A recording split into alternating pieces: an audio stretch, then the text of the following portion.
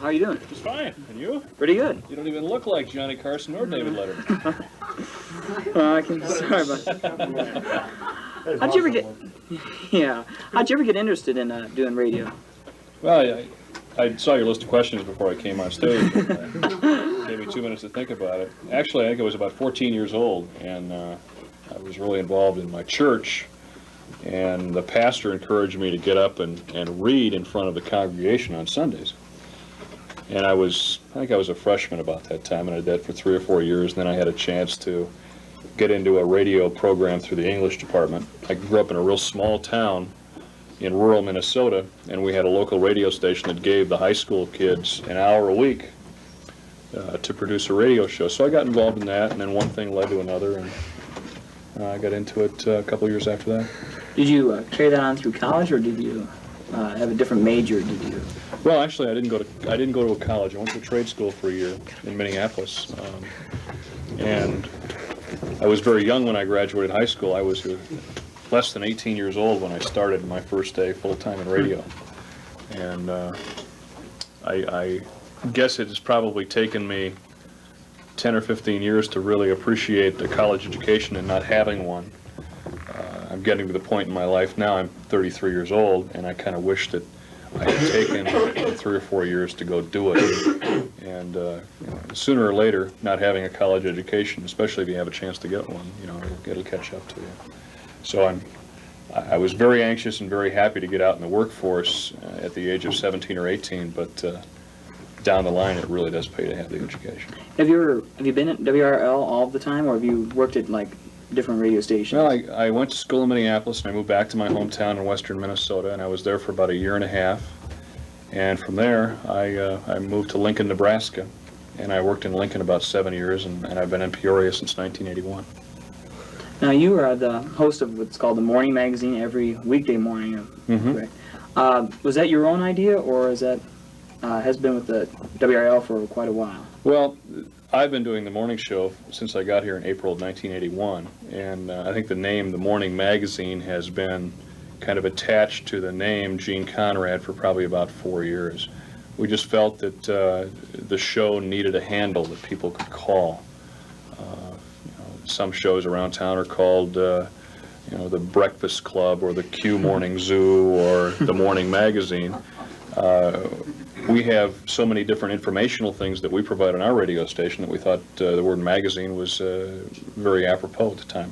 How do you describe your program? What are your goals, and how would you describe your program? Well, different people in radio are hired to do different things. When I was hired in 1981, I wasn't funny, and I'm not funny now. They didn't hire me to try to be funny. So I really don't go out of my way to be the world's greatest jokester. I guess I was hired 6 or 7 years ago to be involved in the community and to really show a caring interest about what goes on in Peoria and in Washington and Pekin and East Peoria and Bartonville. That is really my interest, is just what's going on locally, and to provide it as an entertaining and informative feature every morning. If it leads to humor, it leads to humor. If it doesn't, we just strive to keep pumping out the information. What else do you do besides the Morning Magazine at WRL? Well, I'm also the program director, which gives me the responsibility of 8 or 10 people who work in my department, scheduling, choosing the music and the general policies of promotions and things like that. So I get to work about 10 after 4 in the morning, and usually between 4 and 4:30 in the afternoon. So it's about a 12-hour day. Now, I almost understand you have a hot wax, which goes on every day, and plus Saturdays for 4 hours, which that plays the old music at least 10 years back. Is that correct? It strives to go 10 years back at least, but predominantly it's, I would guess, 1957 through 1970, which is really the heart of rock and roll for those of us. Some of us still have hair and others don't. But there's a real resurgence of oldies even in the high school ranks that I'm sure you're aware of. That a lot of the styles out of the 1960s are coming back and becoming popular with all age groups. Our radio station has a demographic appeal predominantly to people in their 30s, so oldies are really, are the backbone of a lot of those people's lives. So we really want to hit home with the oldies. And again, just like the morning magazine, we wanted to call our old dusty record something than oldies. So we chose the term hot wax. And it was one of those things where the first 6 months we were calling it hot wax, people kind of wondered why. Now they don't ask why anymore, but instead of calling them oldies, they'll call them hot wax songs. And we've pretty much defined the word oldie with the term hot wax in our station. Are you the only radio station around the area that has such a program like that? There are a couple of others that have programs like it too. Some are done locally, some are done nationally. But our radio station has been doing oldies shows in one form or another for about 7 years. Your sister radio station is WSWT. Mm-hmm. Are you involved at all with the WSWT or not? Personally, no, but we share the same building and work with the same people. It's really a team effort. No, I personally have no responsibilities with the So station. you really don't pick the songs that actually go on the air for WSWT? No. Everything about, if you did, like, maybe like put a little input to liven it up just a little bit? Well, I think that WSWT has changed a lot in the last couple of years, and I think it's changed for the better. I hate to say this, but a lot of people's perception is that WSWT is really soft music that you hear in dentist's office. And it's not true. You'd be surprised at the kinds of songs that they're mixing in with some of the instrumentals. They have a TV commercial on right now that talks about the Eagles and Dan Fogelberg being on WSWT. There are some soft instrumentals that are interspersed, but there are also some vocals that fit very well too. It's a softer sound, but it's a much more contemporary sound than it once was. Do you ever think about breaking into the field of television with your announcing experience, maybe just like carrying on like a news show or something like that? Or Well, I already have my high school diploma, so your job is not in jeopardy. But no, I've done some TV work with Channel 47 once in a while, and that's fun to become involved in, but as far as a career change, no, I've never really contemplated that at all. One question our sponsor thought up, which I thought was interesting. What was the most embarrassing thing for your whole career that's ever happened to you? Well, I can't tell you the whole story, but it's surprising because I just had a friend over from the radio station last night, and we were going through some old tapes, and he had never heard it. I've worked with Jim for 6 or 7 years, and basically we had a piece of equipment that serves as kind of a microphone, and it had an on-off switch. And the switch wasn't working, and it became a very, very frustrating day. And I was about 15 feet away from the microphone, and it was off, in the off position. But again, we'd been having problems with it, and somebody was giving me a lot of grief for not allowing this microphone to work properly.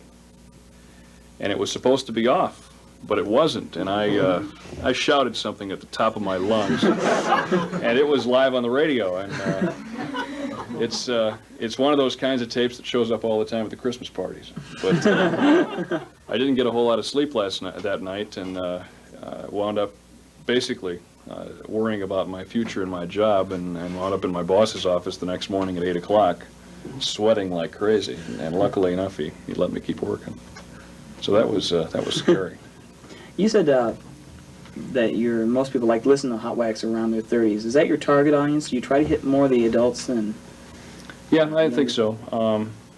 Radio's changed a lot in the last 12 or 15 years.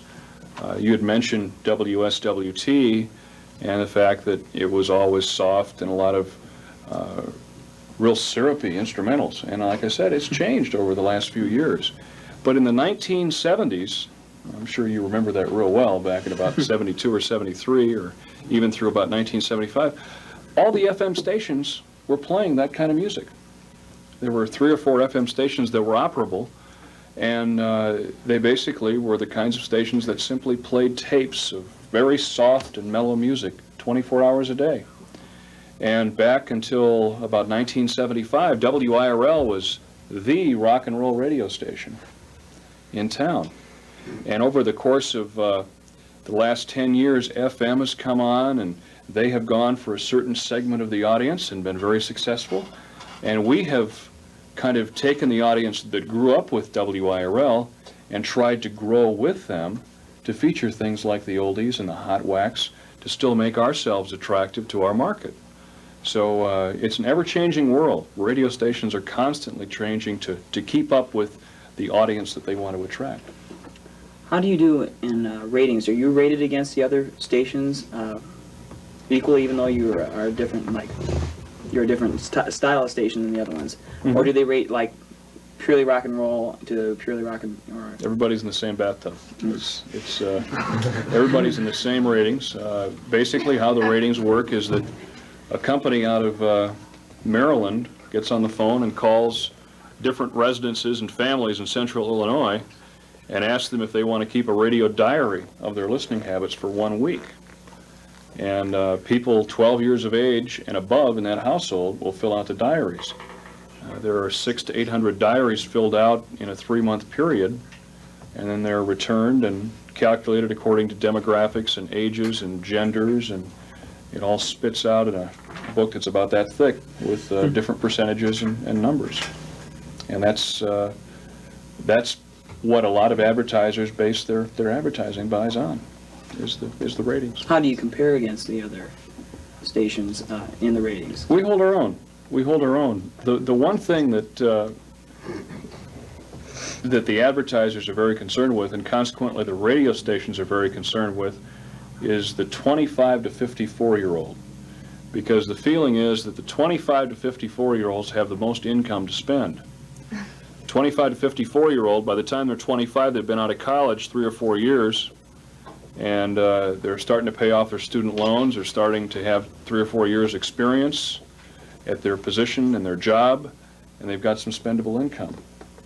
That through 54, raising families and things like that, people are in a buying mood. They have to buy things for their house. They like to keep a new car in the garage. They have to buy things for the kids. And then as people get above 55 or 60 years of age, their need for purchasing in the marketplace becomes less, for the most part.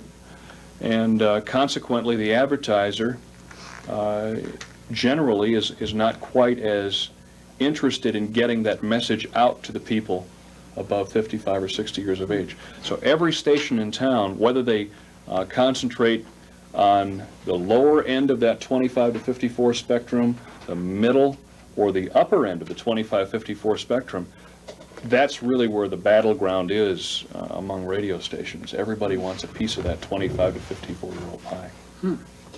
So we have I think, one of the few radio stations in Peoria that is right smack dab in the center of that group of 25 to 54. Some stations show very well 25 to 54 in the ratings, but most of their listeners are under 30 or 32. Others will show well, and they will be on the upper end, and their listeners will be predominantly 45 to 55. But I think our entire audience, or probably 80 or 85% of it, is probably between that 30 and 45 mark. So it puts us smack dab in the middle of that demographic. So if we have any advertisers watching television today, the number is 694-6262. Okay.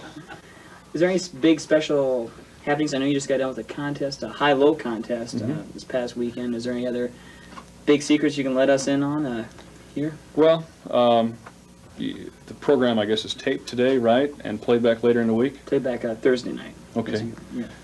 This week we're giving away 32 pair of Kenny Rogers concert tickets for next week's concert at the Civic Center.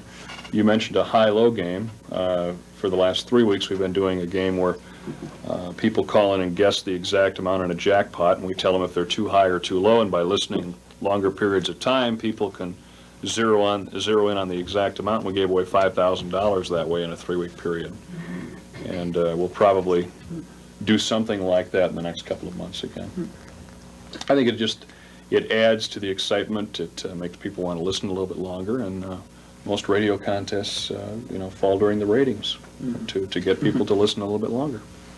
So, well, thank you very much for coming on tonight, taking You out bet. your big busy schedule. I know all your radio celebrities do have, and so do thank you, and hope you enjoyed yourself on the show here. This is a big time shot. I went through this when I was in high school, and I tell you, this is it's come a long ways in the last 16 or 17 years. This has been fun. Thank you. Okay, thank you very much. Yeah!